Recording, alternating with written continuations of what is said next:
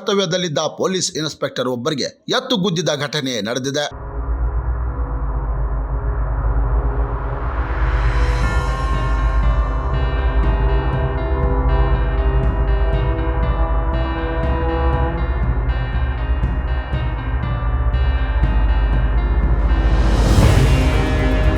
ನಗರದ ಶಿವಾಜಿ ಸರ್ಕಲ್ ಬಳಿ ಕಸಾಯಿಖಾನೆಯಲ್ಲಿ ಇಟ್ಟುಕೊಂಡಿದ್ದ ಗೋವುಗಳ ರಕ್ಷಣೆಗೆ ಬಜರಂಗ್ ದಳ ಕಾರ್ಯಕರ್ತರು ಪ್ರತಿಭಟನೆ ನಡೆಸಿದ್ದರು.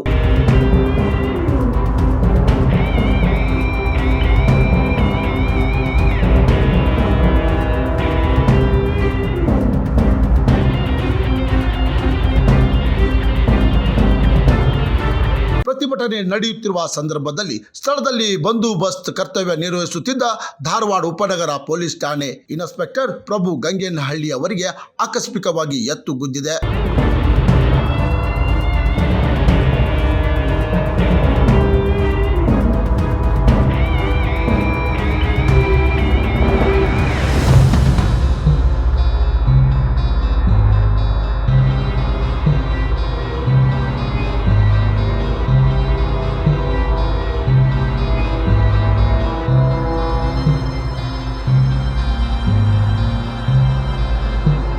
ಗುದ್ದಿದ ಪರಿಣಾಮ ಇನ್ಸ್ಪೆಕ್ಟರ್ ಗಾಯಗೊಂಡಿದ್ದು ತಕ್ಷಣವೇ ಅವರನ್ನು ಧಾರವಾಡ ಜಿಲ್ಲಾ ಆಸ್ಪತ್ರೆಗೆ ದಾಖಲಿಸಲಾಗಿದೆ.